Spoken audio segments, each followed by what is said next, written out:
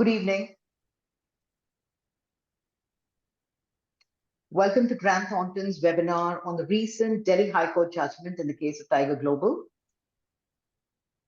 The Delhi High Court in this case overturned the ruling of the Authority of Advanced Rulings, which is AAR in short, and held that the assessee was entitled to capital gains tax exemption under the Indo-Mauritius Tax Treaty. The judgment discusses several aspects which are of great significance to foreign investors who are invested in India.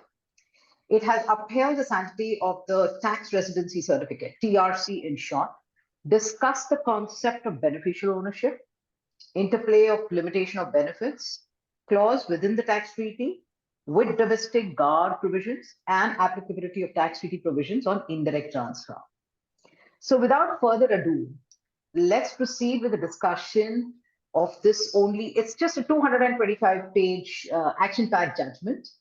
We look forward to having insightful conversations with our esteemed panelists as we deep dive into the judgment. To discuss this important judgment, I am joined by Mr. Pramod Kumar, who has been a member and a vice president Income Tax Appellate Tribunal, during which he has authored over 15,000 judgments on various nuances of direct taxes. He has around 24 years of experience and is a director of the International Association of Tax Judges. We are honored to have him with us to discuss the nuances of the Delhi High Court judgment. Welcome, sir. Thank you, Rashmi. Next, I'm joined by Mr. Ajay Vora, who has been practicing for the last 40 years in the area of domestic and international tax and is a leading arguing counsel before tax tribunals, high courts, and the Supreme Court of India. Thank you, sir, for joining us. Also, I am joined by Ms. Richa Sani. She's a chartered accountant with over 25 years of experience in tax and regulatory matters. Richa leads the tax technical wing of her organization. Welcome, Richa. Thanks, Raj. I'm Rajshri Sabnavis, Senior Advisor, Ecosystems with Grant Thornton Bharat LLP. We hope to make this discussion useful for all of you. You can ask your questions to our esteemed panel through the chat box option.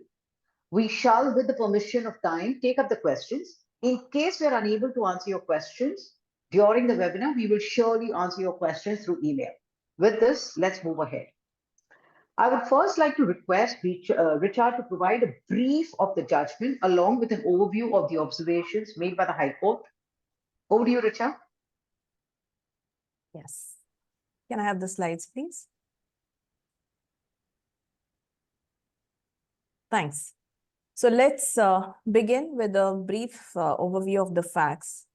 Now, the assessee in this case, that's Tiger Global International Holding, is a tax resident of Mauritius, and it holds a Category 1 global business license.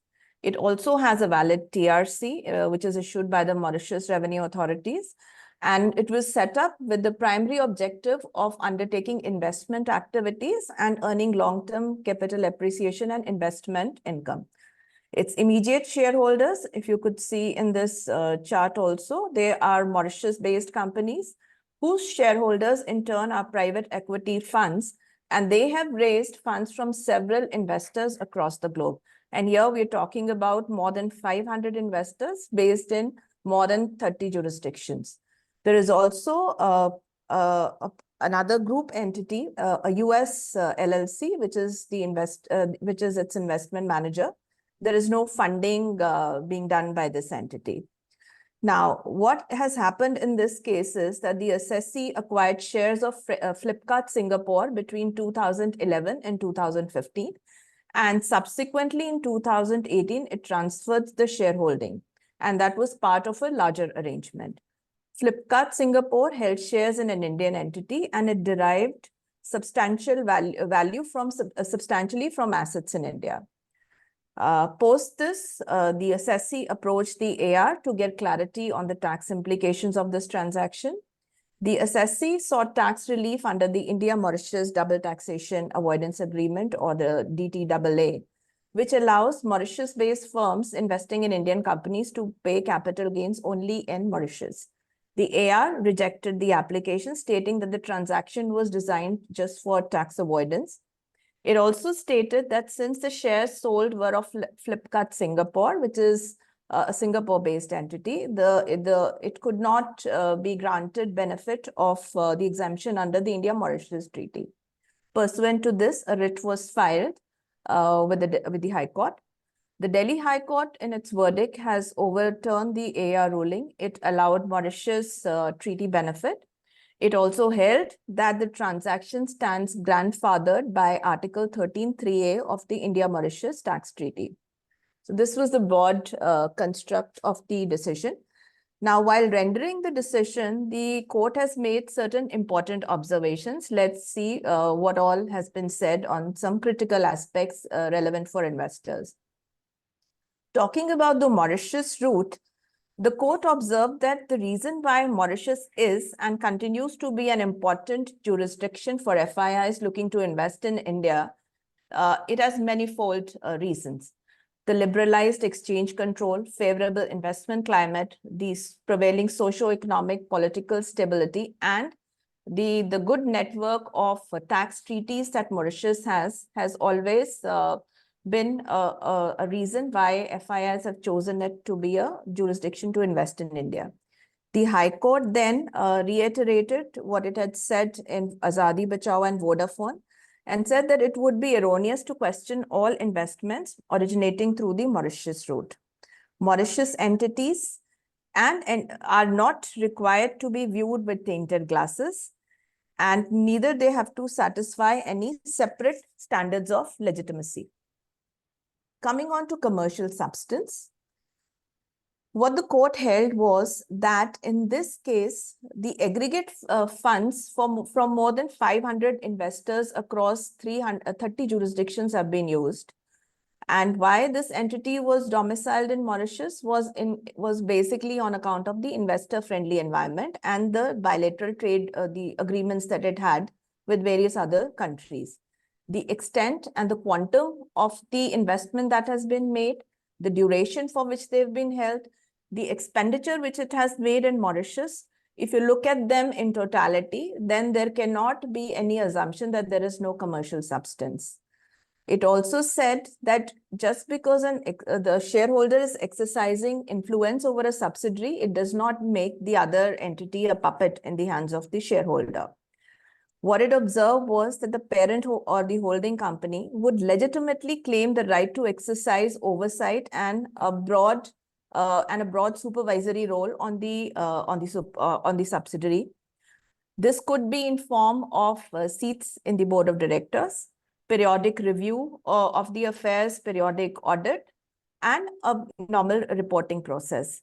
It is only in a situation where the parent company's control and interference amounts to a complete takeover of the subsidiary that a negative inference could be drawn, and not in any other case. Also, it mentioned that this treaty has an LOB, which lays down when an entity could be construed as a shell or a conduit entity, or when it has nil business operations. And once that has been incorporated and the entity meets the test, then it would be those provisions which govern the determination of allegation of treaty abuse or benefit being illegitimately claimed, and nothing beyond that. Moving on to TRC, it referred to Circular 789 of the CBDT and various clarification which the ministry has given to say that that is a sufficient proof for residency and beneficial ownership as far as Mauritius is concerned. It also highlighted that, yes, there was an amendment which was proposed by Finance Bill 2013, which would have said that TRC is not a sufficient condition, but that was never enacted.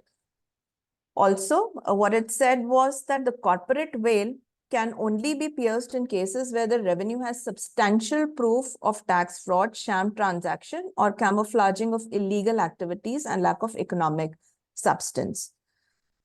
I'd like to read out one important observation which they've made, which said, treaty shopping is not liable to be frowned upon unless it is established on facts on being motivated by intent to evade tax and contrary to underlying stated objectives of the contracting state. Coming on to beneficial ownership, it said that even beneficial ownership is not an impediment in this case. The concept of beneficial ownership would be attracted if the holder of income has no control over the income and merely is holding it on behalf of somebody else and is under a contractual or legal obligation to pass it to any other entity, and which is not the case here. Moving on to GAAR, what they said was that Chapter 10A would be inapplicable in light of Article 13(3)A of the Double Taxation Agreement, and which grandfathers all acquisitions prior to 1st April 2017. They also said that there is a clear intent of the contracting states to ring-fence those transactions, and this is further fortified by the language of Rule 10(U)(1)D. It's important to note that what they've said is that this observation that they're making on GAAR is only based on the facts of this particular case, and they are not making any particular comment on whether these provisions override the treaty provisions. So that is something that they have refrained from doing. Moving on to the taxability of indirect transfer. What they held was that the AR was not correct when it held that the sale of shares was not covered by Article 13(3)A of the tax treaty, since the same would only be applicable to sale of shares of a company resident in India. What they observed was that this reasoning is flawed, and if it would be accepted, then the transaction should not be freed of, would be in any case freed of any tax implications in India.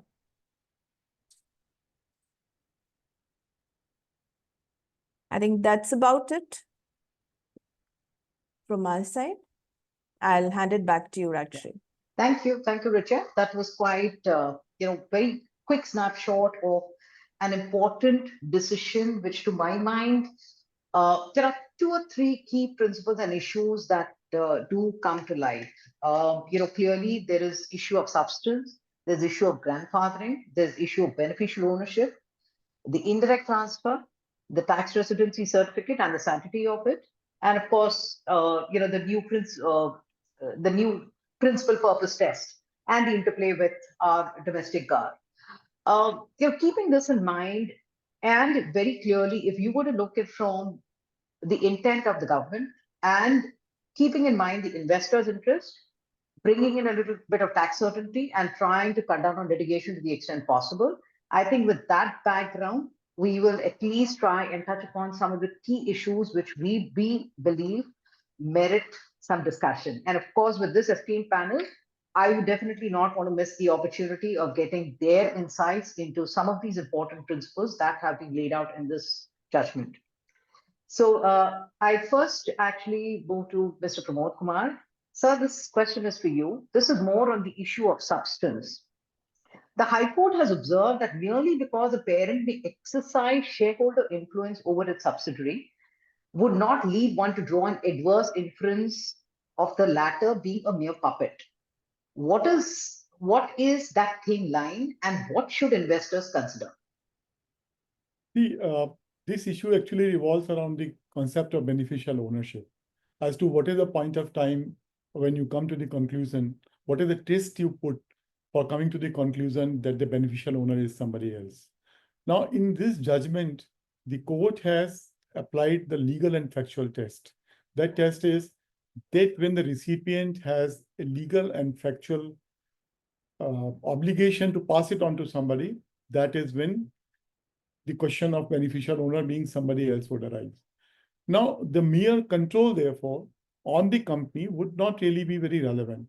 Of course, there are, when you look at the international jurisprudence on this area, there is one decision, at least from the UK, in the case of Indofood, where they've applied the economic or what you call functional test. So if you apply economic and functional test to this, then control is to be seen from a different point of view. That is as to what is the purpose of this entity being there. Otherwise, whether you look at the provost decision or you look at this decision, where the test is confined to legal and factual, the involvement of the ultimate parent company in the functioning of this entity would not really make much difference. That's how the law seems to be evolving. And what Delhi High Court has said in this is quite in harmony with the judicial precedents abroad, barring the case of Indofood, I think. Thank you, sir. Thank you for that.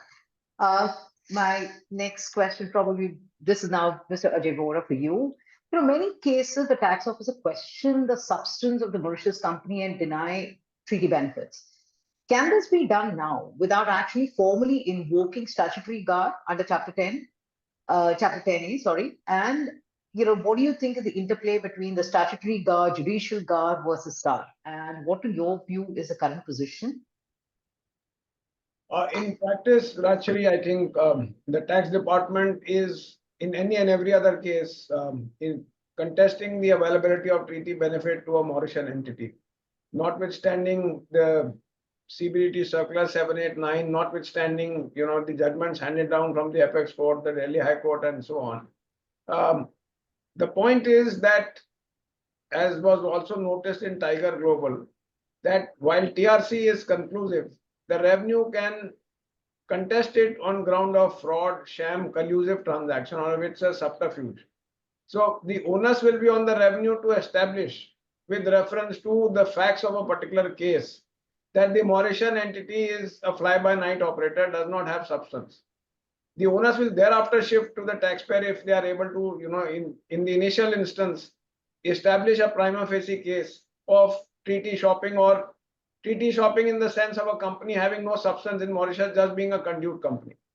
So from that point of view, if you look at the precedents and you now look at Chapter 10A and the principles that have been laid down in court decision, which you refer to as the judicial anti-avoidance rules, I think it will have to be a marriage of all these issues and all these facts and circumstances of a particular case. There will be a burden on the taxpayer once the revenue is able to disclose and discharge its onus of showing that the entity in Mauritius has substance, has commercial substance. There is a rationale for locating that company in Mauritius, and it is not meant only for tax avoidance. So if you look at the judgment in Tiger Global, it analyzed the fact that why the location was chosen as Mauritius, because there were investors from all over the globe.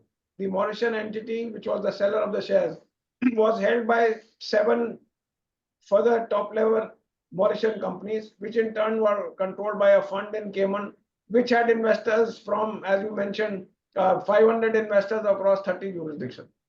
So Mauritius was chosen as a neutral entity, was chosen as a tax-friendly jurisdiction, and that happened way back in 2011. So in the year of sale, I don't think it was open to question that why Mauritius was chosen in the first place to acquire the shares of the Singapore entity. I think that will be my take on it. Thank you for that. Richard, your take on the interplay and your thoughts on the interplay between statutory GAAR versus judicial GAAR? So to my mind, Rajshri, when statutory GAAR was codified, it was very clearly laid down that what they're trying to do is to codify the doctrine of substance over form. At that point of time, they also stated that there are certain inherent limitations in judge-made GAAR or judicial GAAR. And they stated instances that there have been cases where in certain cases, the courts have held that, the form has to be disregarded and you look at the substance. There have been other cases where they have said that sanctity of the form has to be looked at. So what they were trying to point out that there is an inherent subjectivity in the judge-made law. And it is one of those reasons why why the statutory GAAR came in. So what they did in the process was safeguards were built. There's a process to be followed. There is a minimum threshold. There are certain grandfathering aspects. So all those, to my mind and just my perspective, would indicate that now that statutory GAAR has come in, then the role of judicial GAAR should be limited to understanding the terms and the concepts laid down under statutory GAAR. And of late, if you see in 2 of the Delhi tribunal decisions, this is what they've also held, that the doctrine of substance and over form should now be looked at to relate to an era which is prior to the when the statutory GAAR came into being, and that is financial year 17 and 18. In these 2 decisions, what the tribunal was trying to see whether that the judicial GAAR is being invoked, even though the threshold of 3 crores is not being met. So to my mind, when they held that, this is not applicable here, now we have statutory GAAR and there's a grandfathering provision which has come in. So to my mind, this is more in tune with the tax certainty aspect for the taxpayers. Of course, at this point, we do not have any High Court or a Supreme Court decision on this perspective. But if it were to be construed in a different manner, that both will run parallelly, there'll be a lot of confusion for taxpayers, I must say. And I am possibly just advocating the cause of taxpayers. Yeah, and probably there's, the assumption that there isn't already enough, right? Confusion. But having said that, I think, the important aspect of grandfathering, I would now, direct this question to Pramod Kumar, sir. Sir, could you just explain the interplay of Rule 10U2 and Rule 10U1D? Because, specifically the without prejudice to is the term used here.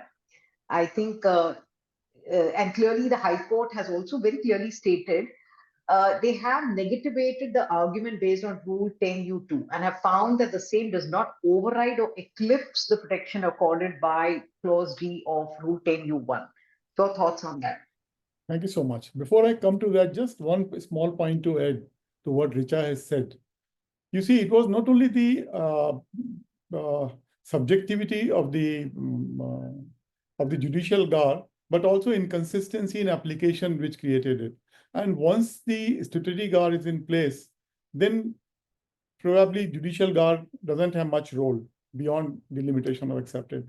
And what I understand is in UK practices now are that judicial GAAR is not being invoked when statutory GAAR is there. To that extent, what you say is in consonance with practices in some jurisdiction. Coming to the question of interplay of 10UD, 10U1D and 10U2, if you read these two clauses, they don't really, there seems to be some error in drafting. If the intention of 10UD2 is to be seen, 10U2 is to be seen, that runs contrary to 10U1D. 10U1D, as it exists as on now, it talks about grandfathering. Clearly, because it talks about investment made prior to a specific date. Once you say investment made before 1st April 2017, essentially it is grandfathering, protecting the investment so made. But when you read Rule 10U2, then it gives an impression that no matter when investment is made, if the tax advantage arises after 1st April 2017, then these provisions will not come into play. So clearly there is an inconsistency, and I think the way 10U1D exists as on today, the clear indication is it's protecting the investments made prior to a particular date. But when you read 10U2, it talks about tax benefit arising after a particular date. So there is no meeting ground. If the intention is that if the intention of the rule maker was that tax benefits arising prior to a date are to be protected, and tax benefits arising after the cutoff date were to be subjected to the normal taxation, then that intention does not reflect in the wording of these sections.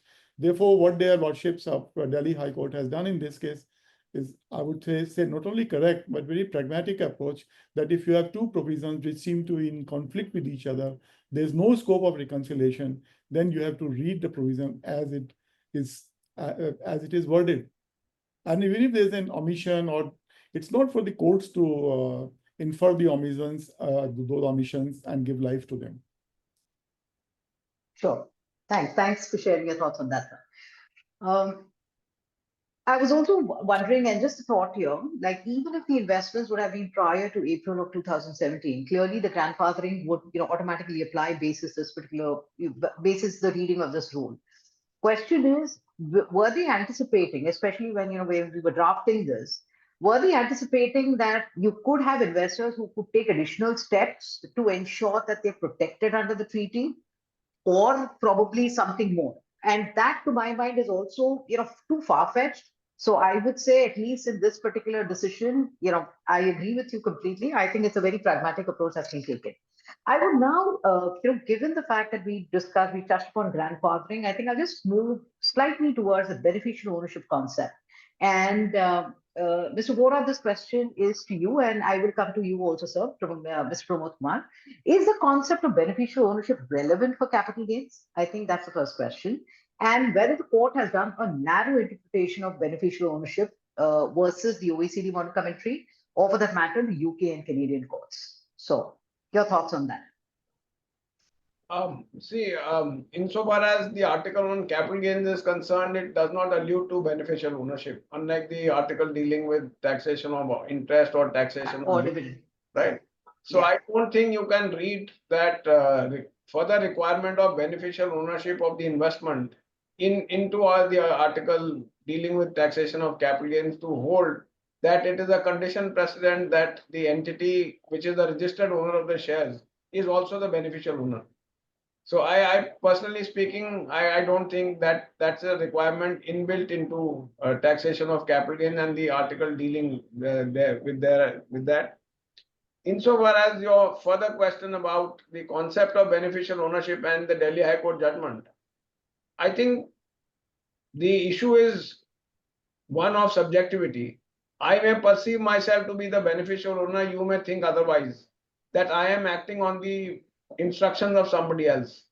So the court has laid down one parameter, that if the monies are to your own account, you have the right of disposition of the money undisputably belongs to you, then in that situation, you are the beneficial owner of the money that you realize from the sale of shares, and therefore you are the beneficial owner of the sale of shares. But if you are under a legal or statutory obligation or a contractual obligation to make it over to another person, then who may be controlling you, let us say the holding company, then in that situation, you are not the beneficial owner of the shares, you are merely a pass-through or a conduit entity. Now, much of it will depend upon the conduct. Suppose you receive dividends on the shares and you immediately transfer it back to the holding company the immediate next day. That may be a situation to say that you are really not the beneficial owner. You have actually no control over the shares. You are just holding it in name. So you are a name lender, or you are a benamidar, so to speak, in terms of the Benami Act of the person who has actually put in the money to acquire the shares. So beneficial ownership, one test that has been given by the Delhi High Court in Tiger Global, and we come back to the Vodafone judgment and the first issue that was raised to Mr. Pramod Kumar about somebody acting as a puppet. What the Supreme Court said in Vodafone, that today you have, as an accepted phenomena, a labyrinth of structures that are in place across different jurisdictions. You may have a holding company with multiple SPVs or multiple subsidiaries. It will obviously exercise some shareholder influence on the subsidiary, but that does not amount to saying that the directors of the subsidiary are merely puppets acting on the instruction of the parent company. It will essentially boil down to a factual analysis of how the subsidiary is acting. Is it acting in its own right? Is it taking its own decisions? And if you look at our corporate law, a director owes a fiduciary duty to the company of which he is a director. He must first act in the interest of that company rather than act for the interest of the parent company, who may have nominated him on the board of the subsidiary. So if there is a transaction between the parent and the subsidiary, that director of the subsidiary may be in a conflict of interest situation, but he must act for the interest of the subsidiary of whom he is the director. So his paramount duty, his primary duty is to the subsidiary. So in this context, you will have to really test whether one can possibly say that the entity which is holding the shares is merely a registered shareholder with the beneficial interest therein belonging to somebody else. I think it essentially boils down to a matter of fact in a particular factual matrix and factual situation. I hope that deals with your question. Sure. Thanks. Sir, your views on this? Two things. Number one, as far as Article 13 is concerned, certainly there is no beneficial ownership clause in that article. And one of my judgments also in 2022, I mentioned about it, that this aspect needs to be discussed and the matter was sent back for that purpose. But then one also has to be alive to the fact that if beneficial ownership clause is not to be treated as implicit in the treaties, and particularly these provisions, your treaty and considering the mobility of the capital, your one treaty will become a treaty with the world. If tomorrow you come to the conclusion that no, anyone can come to a particular jurisdiction with which I have a treaty and avail the benefits of that treaty without any economic allegiance, without the substantive connection, without the beneficial ownership requirement, then your treaty with that country becomes a treaty with the world. Today, capital is so mobile. So one has to be sensitive to this limitation and then take a probably call how to balance these two extreme points of view. One, that it's implicit, and the other, that in the absence of a treaty, in the absence of a beneficial ownership clause, you can't infer the beneficial ownership clause.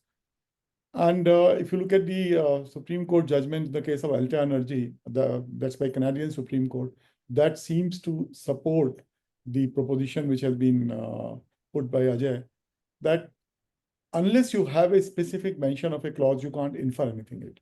That is, one part of this. The second point is with respect to the beneficial ownership.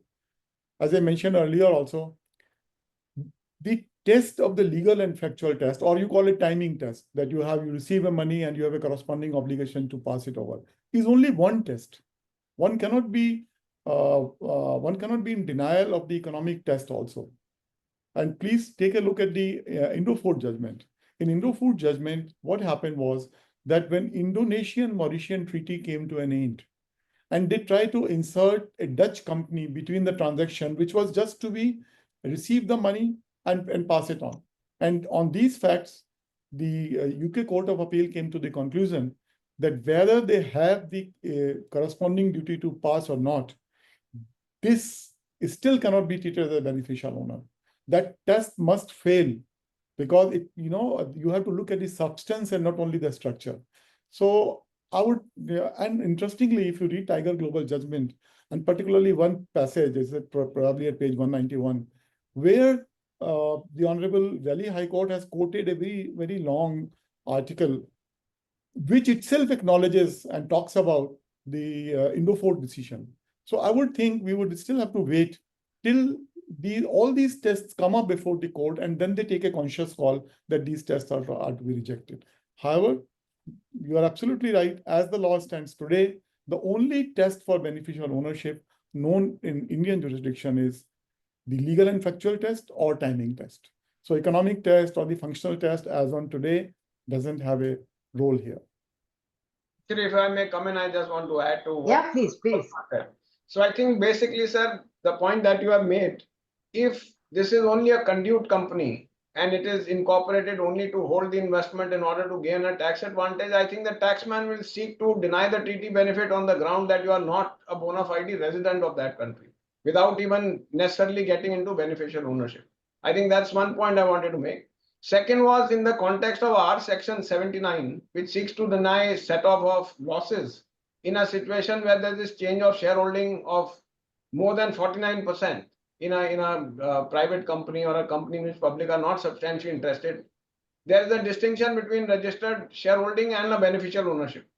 Now, if you look at the Delhi High Court judgment in Yum Restaurants, there it was a corporate reorganization within the group, and the court denied the set-off of losses on the ground that it infringed section 79, even though the taxpayer claimed that this is only a transfer of shares between the group entities itself, and there is no change of control, there is no change of management. So the court said you will have to demonstrate that the beneficial ownership continues to remain the same.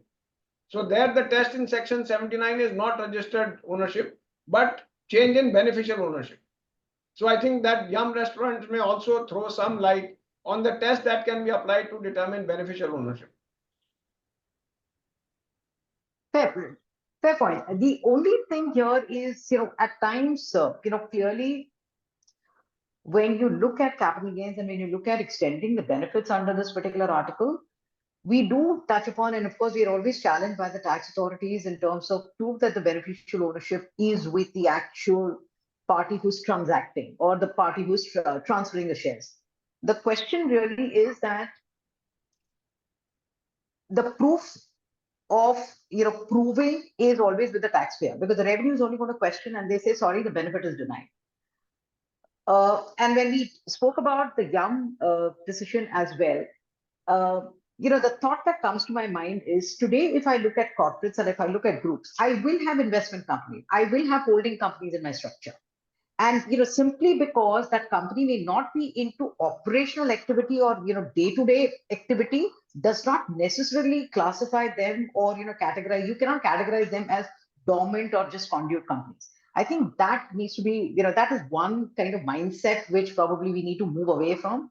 And second piece was, tax is not the only avenue, or the Income Tax Act read with the treaty is not the only avenue that's available to check, is this a, sham company, is this a conduit, or is there somebody else who's controlling the company? You have other provisions, you have other legislations.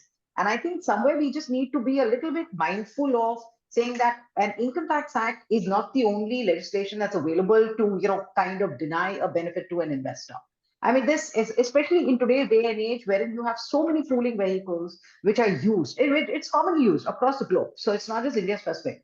So I think somewhere we may need to just change probably the lens which we apply. Hopefully, I think, yes, I agree. Courts will kind of define some of these principles, but I would only assume and hope that department also kind of just applies and looks at this from a different lens.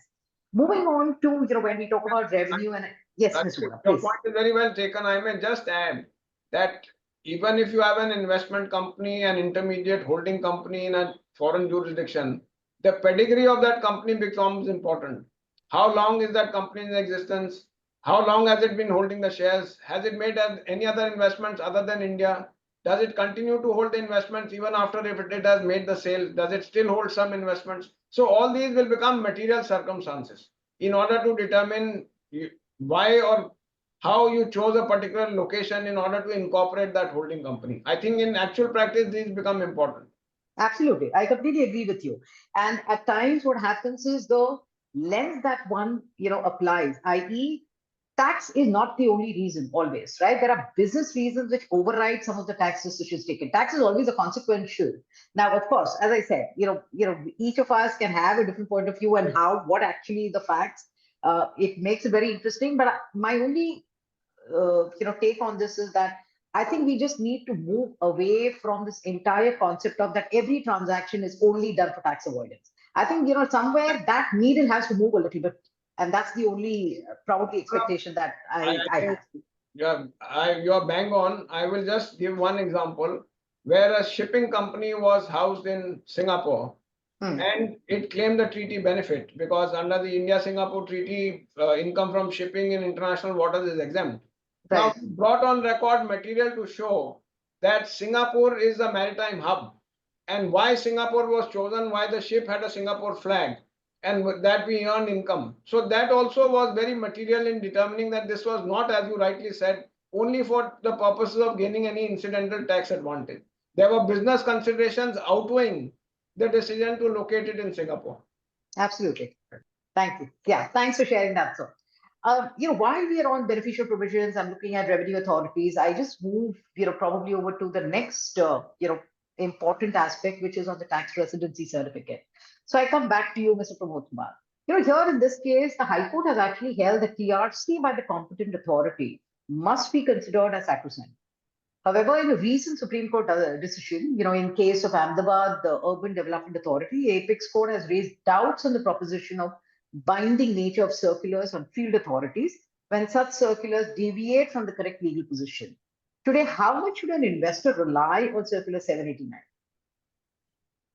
The observations which were made in the case of Ahmedabad Urban Development Authority with regard to the binding nature of circular, with greatest respect, were little out of context. Nothing turned on this so far as the decision is concerned. That if I have to draw as to what is the takeaway from the Ahmedabad Urban Development Authority decision, the takeaway is not that these decisions are not binding. There were some observations. And there's nothing new about these observations either. I remember way back in 210 ITR, Kerala State Financial Corporation, same thing came up.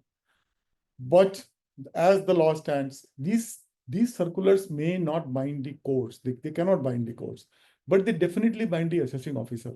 There's no doubt about it. And when the matters reach to the court for adjudication, the call is only to be taken as to what AO ought to have done. So AO, as the law stands, is bound by these circulars. And as long as these circulars are there, these are to be adhered to. These observations which are in different contexts may at times, start affecting people's thinking, but I don't think much really turns upon this. One has to go by the basis that it is there. And so far as this particular circular is concerned, remember, this is a circular which has come up for judicial consultation not once but several times. Even in Vodafone's case, this circular came, and what particularly Justice Radhakrishnan wrote in his concurring note, where he mentioned about this circular, which said it is binding, but then he hedged it by some conditions as to what are the circumstances when even though there is a TRC, but it may still not bind. So one cannot really say today that it's only that board circular because of which the TRC binds the assessing officer. I think Vodafone judgment is also there. Then, of course, there is one decision in Sarko's case by Punjab and Haryana High Court, which has gone to the other extreme, which has said, no, it's completely binding. And that's where the circular being binding theory has come into play. But as the law has subsequently evolved, particularly Bombay High Court in the case of bid services, and thereafter in Tiger Global also. In Tiger Global, the Delhi High Court has recognized both the schools of thought and then decided to go by, for being in tune with the bid services and in tune with the Vodafone case, where there are certain riders to which these applicability of this circular comes into play.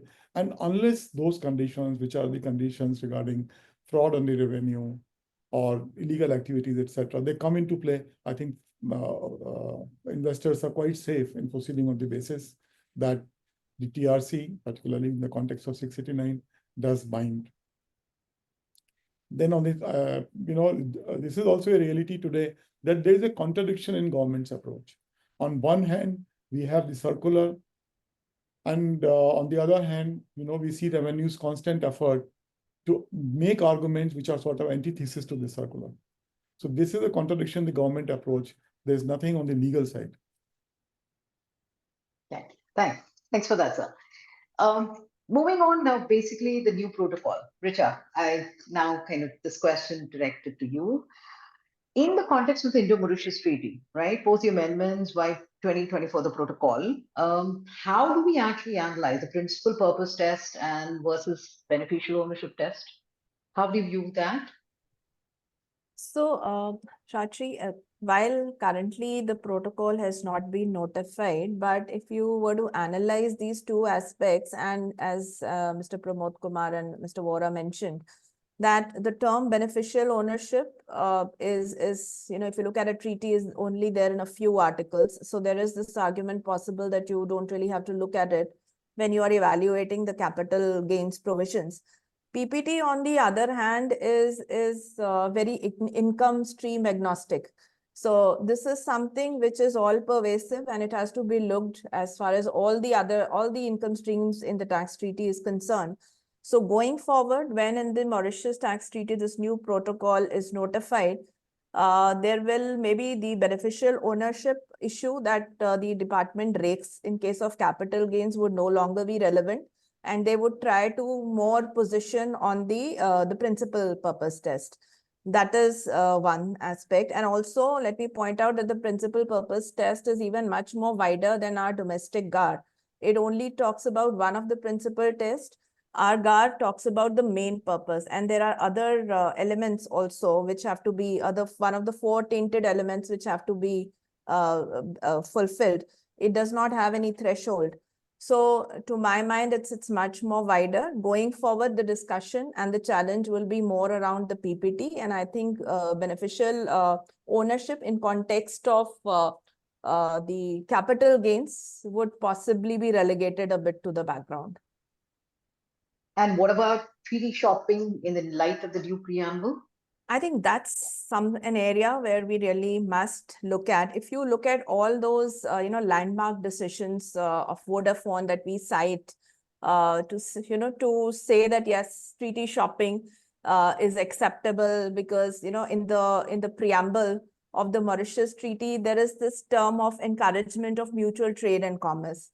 Now that term is going to be replaced in the new preamble that's going to come through this new protocol. And what they're saying is that it is very clearly stated that even the treaty shopping is something that has to be discouraged or not encouraged through this particular agreement. So the whole intent behind the tax treaty changes. The fulcrum or the light in which the courts have been analyzing and interpreting decisions or factual matrices would undergo a change to my understanding, because all those principles perhaps may no longer hold good, and the decisions that we talk about may need to be revisited in light of this new preamble or the new protocol, which completely changes the wordings of the intent with this of this tax treaty. So I think this is going to be really critical. Thanks for that, Richa. So I would now move to you, Ms. Vora, and this is basically, how do you think things will change when the new Mauritius protocol will become effective, especially, the interplay between the principal purpose test, the limitation of benefits, and GAAR, which one will reign supreme? See, first, I would say that, as Richa's pointed out, the old decisions may no longer hold good in the context of the proposed amendment to the India-Mauritius Treaty. The burden will that much become stronger on the assessee. The assessee will really have to demonstrate the commercial basis or the commercial rationale for having an entity in Mauritius, establishing substance of that entity in order that that entity can be regarded as a resident of Mauritius, entitled to the treaty benefits. Now, coming to the conflict between PPT and LOB, again, this is and on the one hand and GAAR on the other. Once you satisfy PPT that it is not one of the principal purposes of locating an entity in Mauritius to gain tax advantage, that you discharge the burden and you therefore are become entitled to the treaty benefit, subject to your satisfying the LOB condition and the LOB threshold.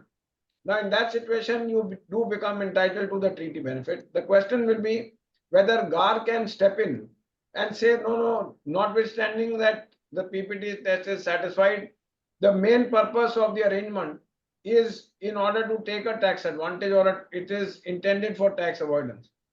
This conflict, according to me, in a treaty country position should be resolved basis satisfaction of the PPT and satisfaction of the LOB in that particular treaty.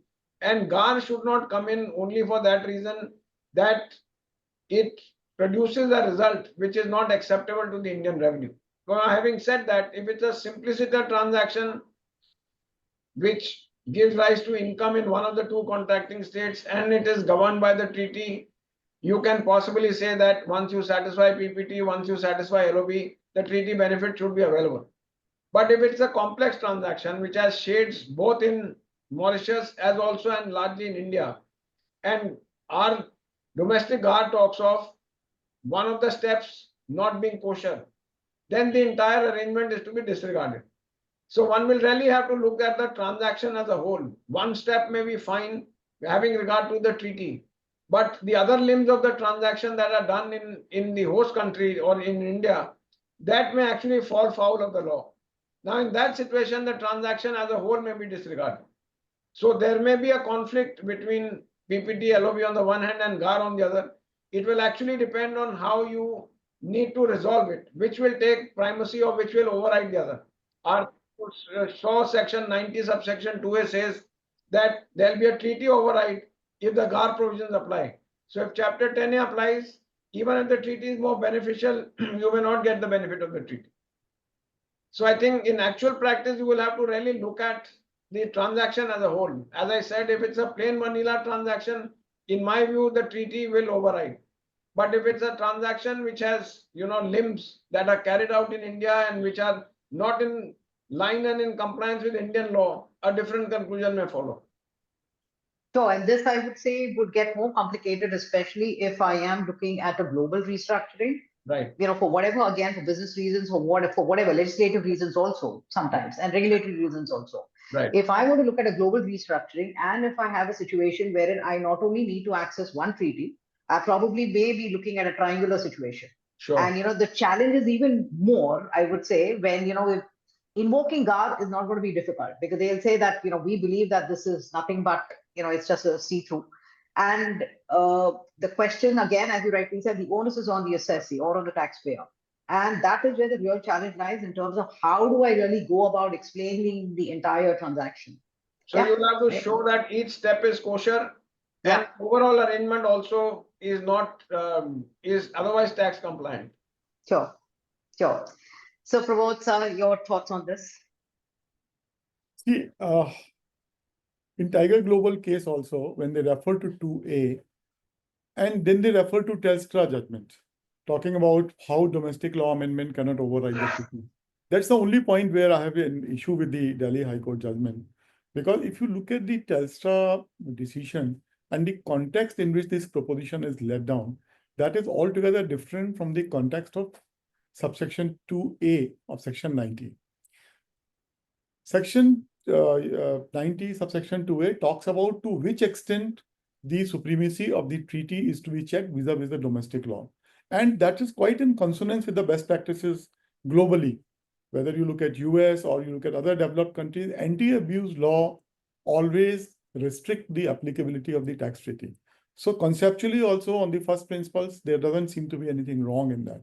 And as long as the constitutional validity of 2A is not upheld, it's not even called into question as yet, I don't see how GAAR will not override the treaty provisions. A domestic law being brought to nullify a specific treaty provision, as for example, in the case of the definitions of process we have seen it earlier, those things are different. These are the cases which will probably be examined on the touchstone of Article 26 of the Vienna Convention, whether it's an implementation of good faith or not.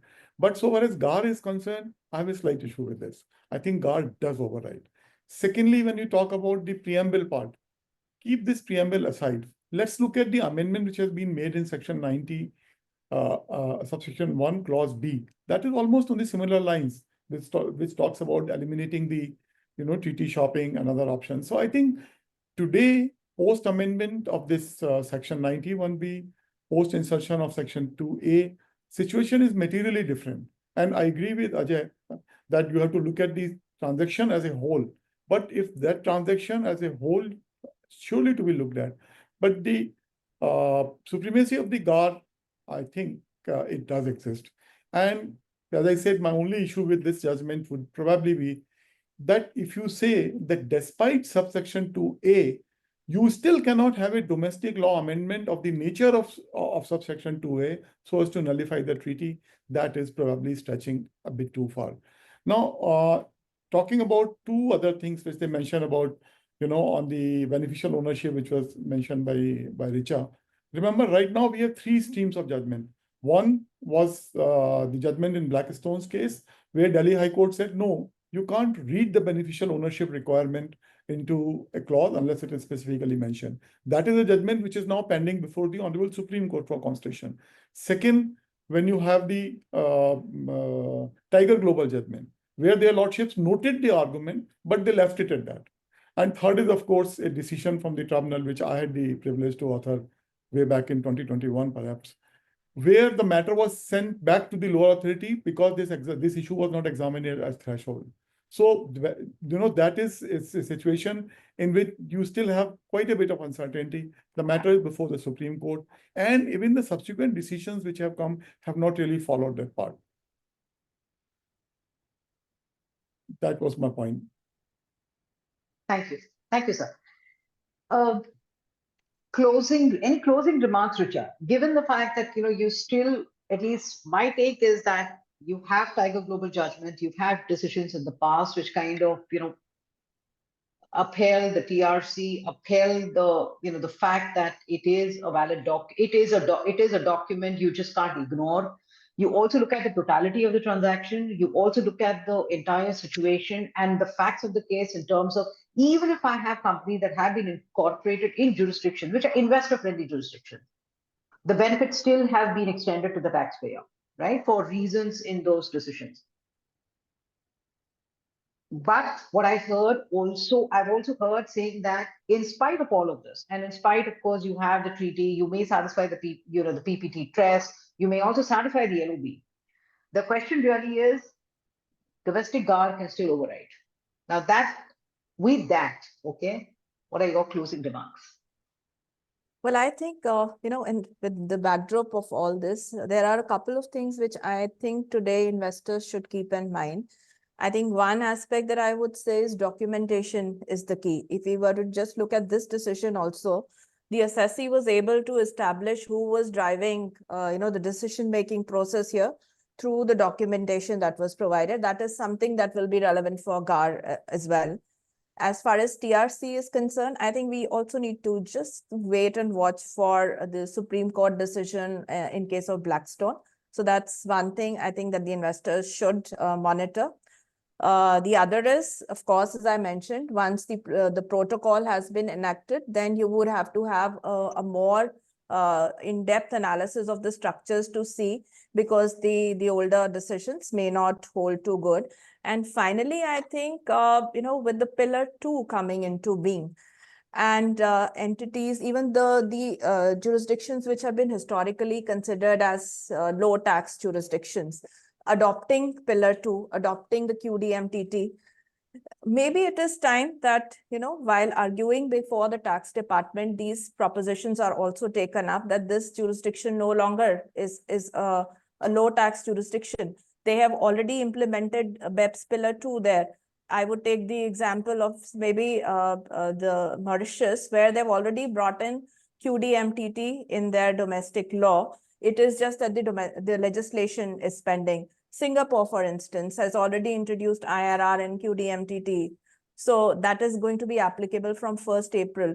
Once STTR comes into being, then that is another argument which can be taken by taxpayers, and they need to monitor these developments across the globe to see that where these have been historically been dubbed as low tax jurisdiction and have been questioned, after this new regime, international regime comes into being, are they really those low tax things? So these things, I think the taxpayers going forward in their submissions with tax authorities must surely consider. Thanks for that, Ruchir. Ms. What are your thoughts? Your closing remarks. Yeah, I would not hang my tail going forward only on TRC. I think you need to have contemporaneous evidence surrounding your decision of locating an entity in a particular jurisdiction, holding investments or carrying on business in that jurisdiction. And I would endorse what Richa said, that needs to be established with reference to robust documentation. Similarly, any decision that you take which has tax consequences, and especially if you want to steer clear of GAAR, you will have to show that the transaction was not intended for tax avoidance. Even if there's a tax advantage, it is only incidental. As a very simple illustration, you go for an amalgamation scheme. The preamble to the scheme spells out the rationale for why the two companies are amalgamating. And tax may result in an unintended advantage in the sense that the losses of the amalgamating company may be available to you as the amalgamated company for set off. But that will only be incidental if you are able to show that there are synergies of business that you seek to derive. There are economies of scale. You are seeking to avoid duplication of resources, duplication of costs, and so on and so forth. So even when you embark on a corporate reorganization, all this needs to be adequately and robustly documented in order that you can prove tomorrow that this was not driven by tax considerations. So I think going forward, this is going to be extremely material and important for any company that is taking decisions, business decisions which have tax implications across different jurisdictions. Sure, thanks. So I would entirely agree with Ajay. I think he's beautifully put it, that one has to take overall, we make an overall case and not to get bogged down to the technicalities like TRC. Substance is to be seen. On a different note, so far as the judicial development is concerned in Tiger Global, I think that's a very welcome approach.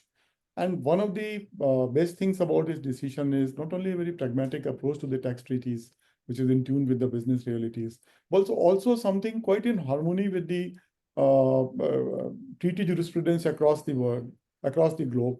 Whether you see in Somfy's case, where the Council d'Etat in France, they struck down their domestic foreign tax credit rules to uphold the supremacy of the tax treaty provisions, or you look at the Alta Energy case.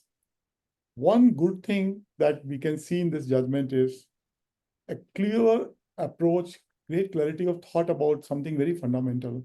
That is, a treaty is to be interpreted in good faith, and an interpretation is to be given to it on a sound basis, which not only stands the test of interpretation in good faith, the interpretation in line with the object and purpose, but also away from those pedantic things, and something, which at the end of the day, which creates a good ecosystem for the businesses. And when the courts take such approach, and there are some passages in this judgment which talk about why this transaction is in Mauritius. I think it's a treat to read that passage, because that is something where the courts have acknowledged how businesses operate. I hope and pray that courts look at these cases with this kind of a lens, with this kind of approach, and that's the best thing which can happen to the tax jurisprudence, particularly treaty tax jurisprudence in India. Absolutely. Thank you so for that. I just have, my take and probably my closing remarks. And this is purely not just wearing the tax hat, but also looking at it more from especially given that we are at the cusp of going global. It's not just necessarily we have been as a country. I think it's also important for us, even from a revenue perspective, to kind of look at how we are dealing with these kind of issues, because it's not going to be too long before when Indian companies who have established presence in overseas jurisdictions start getting questioned on substance, and we too face that similar heat. So I think at the end of the day, given that we're talking of international tax, given that we're talking about crossing barriers or crossing boundaries, I think we also need to be careful in terms of how our Indian companies going to be treated in jurisdictions, especially in jurisdictions like Canada, Australia. I mean, it's just a question of time, right?